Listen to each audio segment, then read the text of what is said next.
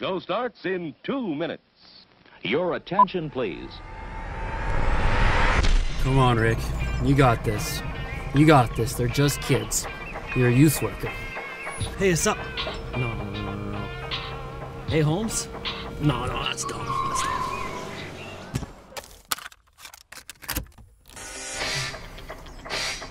Come on. You are the tiger. You are the tiger. Or I am not the tiger. As I drive through the valley of the shadow of death, you are with me. And go on without me. Okay, let's do this. Dude, you okay?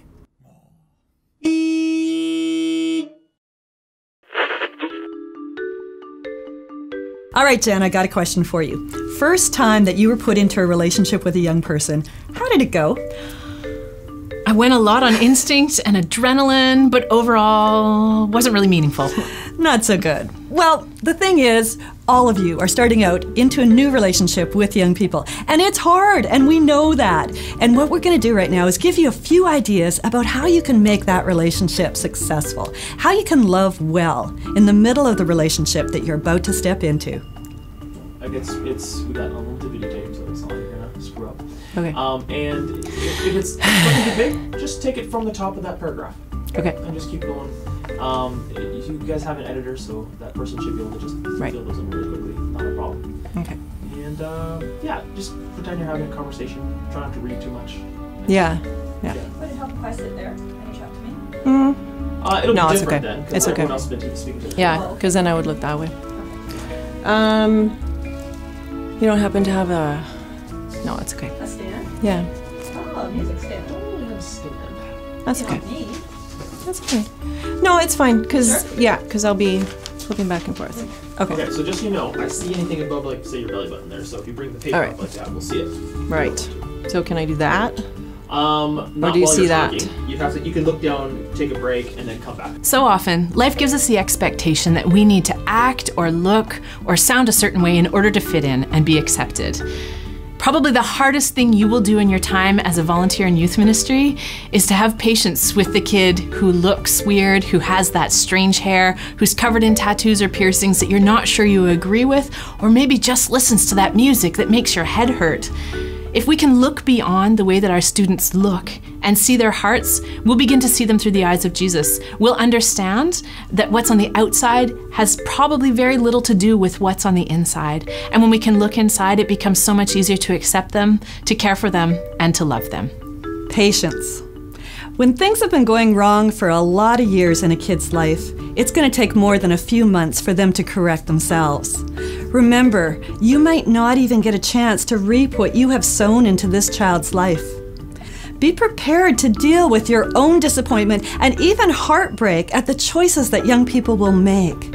And resist the urge to try to make them to fulfill your expectations of them so that you can feel successful. Remember the incredible patience that our God has with us, and demonstrate that patience by walking with the long haul through the good and the bad, through the choices that they make that you agree with and the ones that they don't.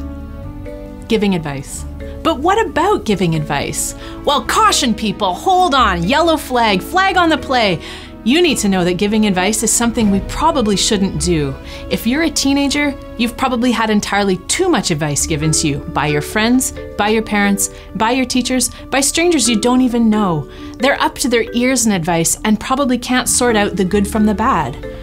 We can listen to them, we can nudge them in a certain direction, we can, when asked, give them a reflection of what we see in their lives, but advice is probably the last thing that they need from us. Even if it is the right answer, said at the wrong time, it's probably not going to reach their ears. Continue to be that friend that loves them and cares for them, but hold on the advice. Being an adult friend. Okay, so you heard this great joke, and you know that your kids are going to think it's just hilarious, and it's exactly the kind of thing that they and their friends are telling each other all the time. You're going to be the guy. Hold on. Our job is not just to be a friend to the kids, it's to be an adult friend. What does that look like? That means that you care about them, that you have fun with them, but you also show them what it means to look like a healthy grown-up. Some of these kids don't have a lot of people in their lives demonstrating what it looks like to be a healthy grown-up, and that's an amazing job that you get to step into. Be their friend, but give them someone to follow as well, someone that they can look at. In Philippians chapter 3, Paul said, "Imitate me." Do you have the guts to do that with your kids? To invite them to follow you, be their role model, be an adult, and be their friend? We've given you lots of insights, but now we want to give you some really practical tips on how to get to know those youth. For that, watch this next video. A lot of us really want to get to know young people, but it's hard sometimes to know where to start. My friend Kim had this amazing ability to know people quickly. She'd come home from work and she'd ride the bus home, and she'd always come home saying, "You just wouldn't believe the person I met on the bus today." And she'd go on to tell these fascinating stories about these strangers who had opened up to her in a bus ride. Day after day she said this, and finally I said to her, "Kim, do you ever wonder why you always get to sit next to the most fascinating person on the bus?" And she said, "I'm just lucky, I guess." I don't think it's luck. I think it's Kim being able to ask really great questions. It's something that we need to learn with teenagers, is not to interrogate, not to interview, not to quiz them, but to be able to actually engage in finding the treasure that God sees them as. So it's a treasure hunt. That's what it's about. So let me give you some ideas for treasure hunting. Here's the first one. It has to start somewhere. So my idea for you is to start in 4 places. Ask some questions, number 1, about family. That's F. I'm going to give you this word form, F-O-R-M. So start asking questions about family. A lot of kids don't live with their parents, and it's a bit of an awkward situation because you're not really sure who these people are in their house, and that's a great place to start. So how about saying, "Who lives in your house with you? Tell me about that." That's a great place to start with questions. And the second place is O, occupation. For kids, that has to do with where they go every day, the things that they do that they don't necessarily choose to, and for them that's school. Ask them about school. Ask them how they feel about school. Ask them about the things that actually frustrate them about school, or the places that they really feel like school fits for them. R. R stands for recreation. And recreation is the things they do that they want to do. For kids, it can look like all sorts of different things, but a great question to start with is, if you won $1,000, what would you do with it? If you had to spend it in a week, how would you spend it? That'll tell you about the kinds of things that a kid just likes to do. So those are just 3 places to start when you're just beginning, but the 4th place is M, and M is motivation. And that's where you want to go. Motivation is the stuff that pushes us and pulls us along as we go through life. And so when we're thinking about motivation, we're asking why questions. So why do you do that with your time? Why would you spend your money that way? What are their values? What are the things that kind of push them along or pull them forward in life? Those are 4 great questions that you can ask when you're starting to get to know a young person. Couple other things though.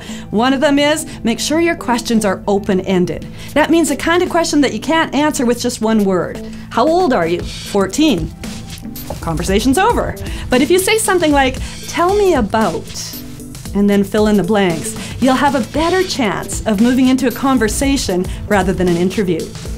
Another thing is to be sure that you're asking about what things mean to them. You're not just gathering content, but you're finding what that content means to them. So you're asking things like, well, how did that affect you? So tell me about your day at school, and they tell you a story, and then you follow that up with, how did that affect you? That's finding out about how they're interpreting life, not just what's happening to them.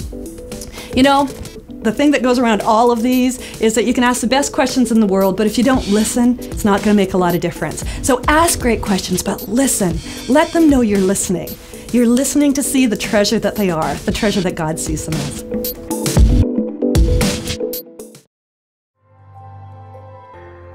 When I was about 14 or 15, YFC held a community event. There was just a preacher and a worship team, and that was the night that God decided to grip my heart and really use that night to warm my heart to Him, and where I accepted Christ.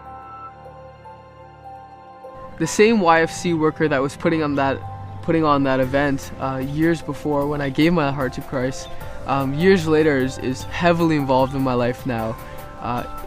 He's taken under his wing me and a couple of guys, and we've walked through a lot of just the real issues that we face. Through this mentorship program, he has helped us to really grow our faith into really being authentic and being out there in the world.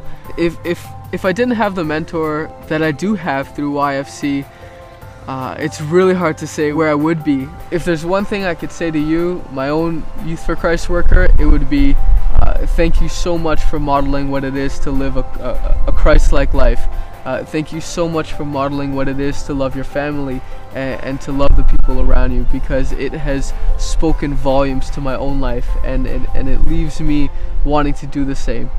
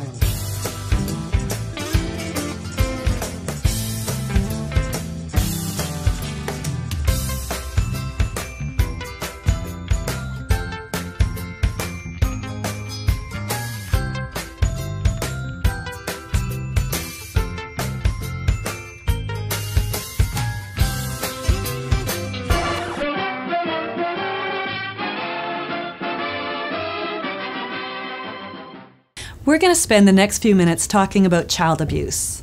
And I wish we didn't have to. But abuse in its many forms is one of the most serious problems facing our society today. A recent study showed that almost 1 out of every 3 adults in Canada has been impacted by abuse. Abused children are made to suffer at the hands of those that they should be able to trust the most. And all too often, the damage lasts a lifetime.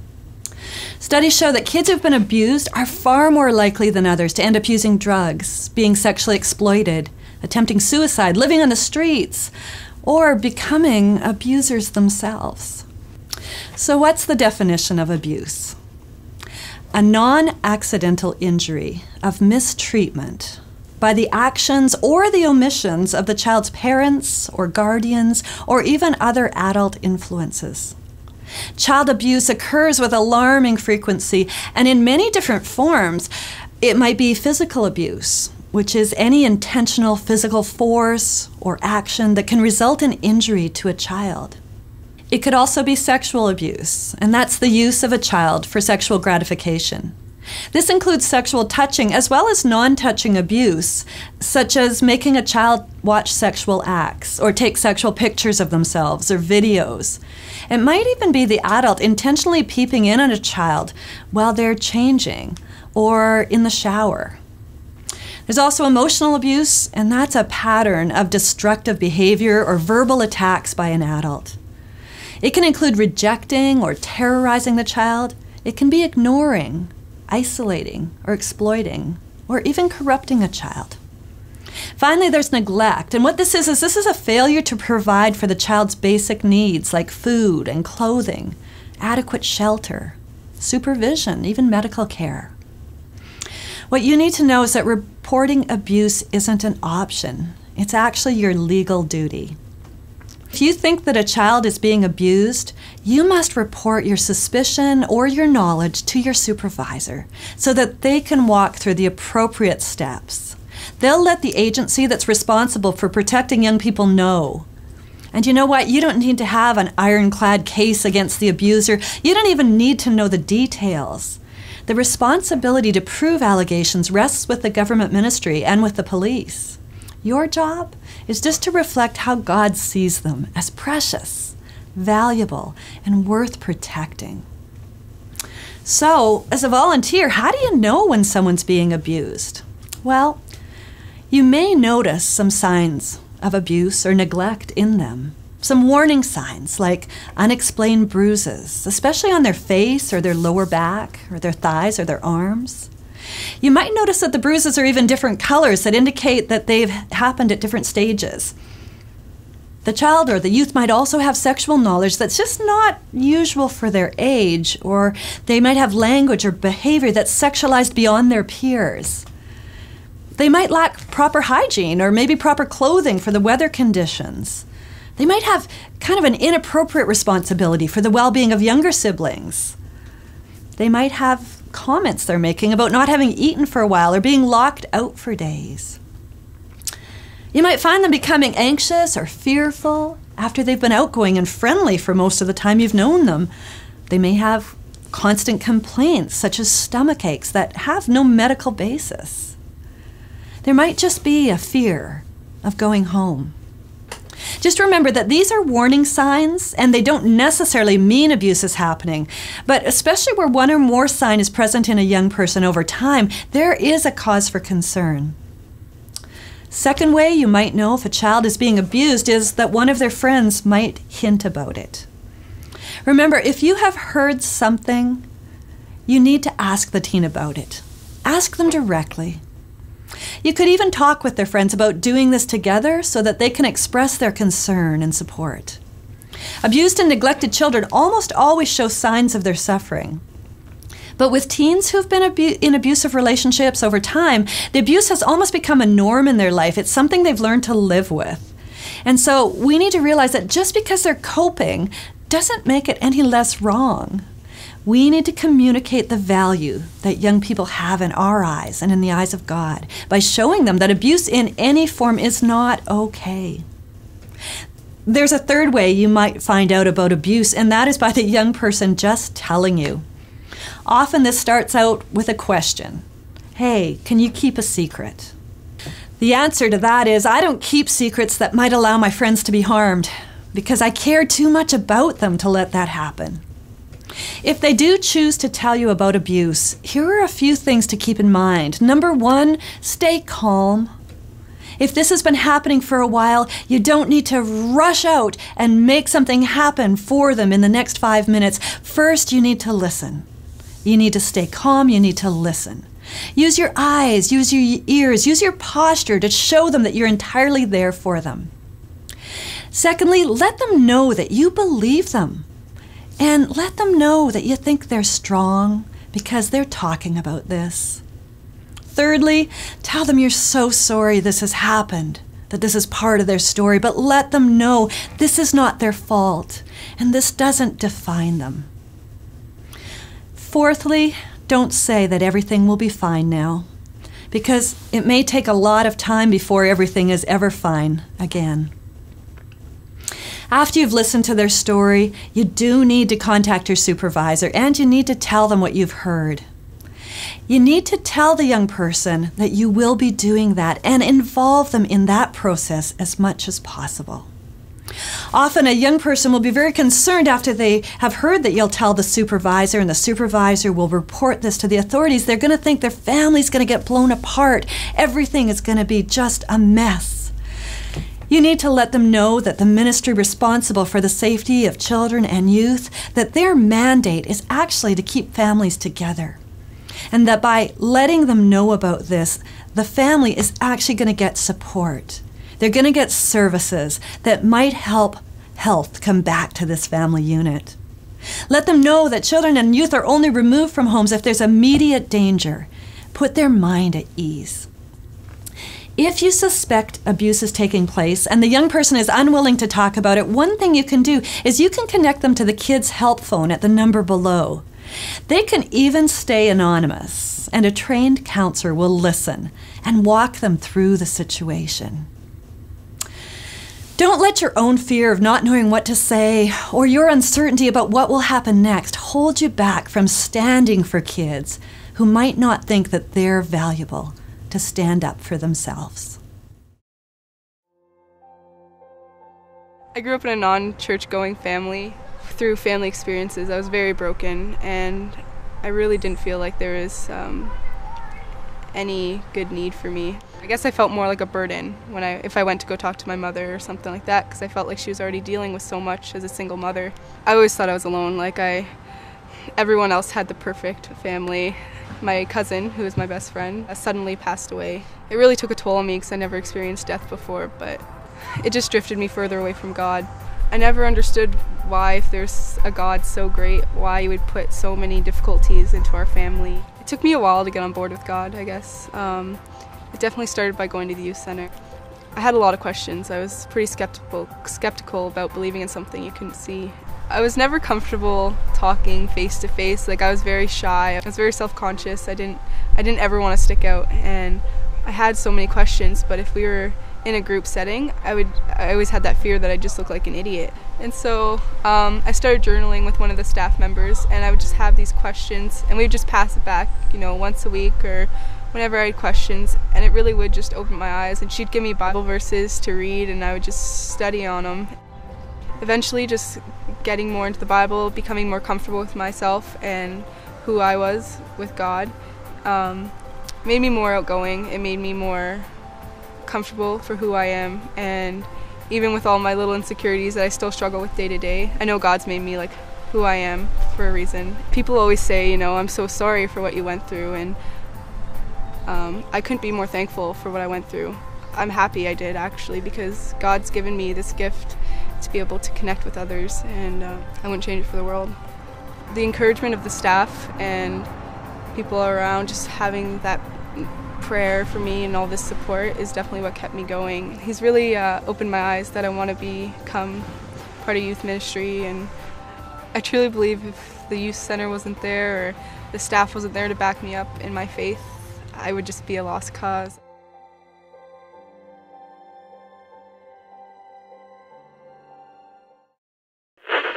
And now, on with the show. We know it's exhausting sometimes to walk with a teen who's going through some heavy things in their lives, but we want you in this for the long haul. That means that we need you to have boundaries set up in your life to make sure that you're being cared for so you can care for the teens around you. We want you to make sure that you're not spending too much time with them, that you're still spending time with your peers and being encouraged by them. We want to make sure you're getting enough sleep. We want to make sure that you are spending time with Jesus and having time in your own life for things that give you energy so you'll be ready to love the people around you. Make sure that you are living a balanced life if you're going to engage with the teens in your world. Youth work is about helping students transform and grow. We want to see their lives transformed in every area. We want to see health for them physically, emotionally, socially, spiritually, and relationally. And the biggest impact that we can have as followers of Jesus Christ is to help them grow in their spiritual lives. We want these students to hear about Christ from our mouths and see it modeled in our lives, because we are the hands and feet of Jesus in this world. Sometimes teens are dealing with really big issues. You're gonna feel in over your head. We want you to know that we understand you're not a professional counselor, and there's no reason why you should tackle these things on your own. You're part of a team. There's a supervisor over you who will know more about these issues likely than you do. There's also a network of counselors and professionals who are able to deal with issues that are beyond the things that we can handle. But we need to know that if we were to refer a student to a counselor, that we're not simply passing that student off and simply ending our input into their lives. More than referring a student to another professional, we can be taking their concerns and their needs to the person of Jesus. We can pray for healing and wholeness in their lives. More than simply referring them to someone else, we can let them know that we're actually referring them through prayer to the person who can handle and care for all of their needs and have the biggest impact in their lives. We know from experience that the best way to be equipped to deal with the hurts of the students around us is to first go to Jesus ourselves. We can't do this on our own, and we know when we run on our own energies, it feels like we're carrying these kids on our back. Instead, we need to be helping them get to the foot of the cross. We need to be giving them to Jesus so that they'll get energy from Him. Spend time with Jesus first before you go out and share Him with the kids around you. Watch this next video for some practical tips on how to share Jesus with the teens around you. When Life Teams asked if I would come and share about gospel conversations, they said, just tell a story about the last time you shared the gospel with someone. I said yes, and we set a date to do the filming 3 days later. I went away and thought about how this was going to be impossible to practice, because obviously, in the 3 days between when they asked me to do this and when we were going to record the video, I planned on sharing the gospel with many people, many times, so it would actually be impossible to practice sharing when the last time it was that I shared the gospel, because it hadn't happened yet. And maybe that's the first point that I want to make. If you have to think back days or weeks or months to the last time you shared the gospel with someone, maybe you could be doing it better. Proverbs 4 tells us that from the abundance of the heart the mouth speaks. And it's true, whatever your heart is full of, that's what's going to come out of your mouth. I saw a funny thing online the other day, and it said, what if you have a friend who runs marathons and you don't know it? Don't worry, they'll tell you. And I had to laugh. I'm a marathoner and I am so guilty of this. I tell people about running all the time. And this isn't just runners. Soccer people talk about soccer, parents talk about their children, car people talk about cars. Whatever our hearts are full of and excited about, we speak about. Fill your heart with the good news and it will come out of your mouth. You know, sharing the gospel doesn't have to be a 3-point sermon. It can truly be a conversation. For example, just this morning I was at a bookstore with a teenager and we were going through the kids section. We found this book. It's a Robert Munch book called Something Good. And it's a story about a father and his daughter who are at the grocery store, and the daughter was being mischievous and doing bad stuff. And through a series of events, she ends up getting put on the shelf with a price tag on her forehead, $29.95. And her dad has to come and buy her back from the store. Standing there in the bookstore aisle with this teenager, after reading this book, I said, you know that you're that little girl in the story, right? And that God loves you so much that He sent His Son to come and buy you back. The gospel story can be told anywhere. Now, the moral of the story isn't to go out and buy this book and share it with people. No. It's that you can use anything, anywhere, at any time to share the good news with people. 2 days ago, one of my teenagers got a new tattoo. It's of a dream catcher. And she told me about how it's to keep the bad things out and only let the good things in. And I said, you know, that's exactly God's desire for you, right? I share the gospel of people with a Starbucks cup or a napkin or a t-shirt or anything around me. If you're truly filling your heart with the story, it's going to come out of your mouth, using all sorts of different things all the time. Helping teens develop spiritually begins the moment that you meet them. Jesus, who's connected to you, shines through you as you connect with them. Jesus has also been a part of their story before you even knew them. And so as your story connects with Jesus in the story of these teens, you're going to be sharing His love with them. Make sure that you don't wait for the right moment to share Jesus with them. Make sure that you're sharing His love as you go, every step along the way.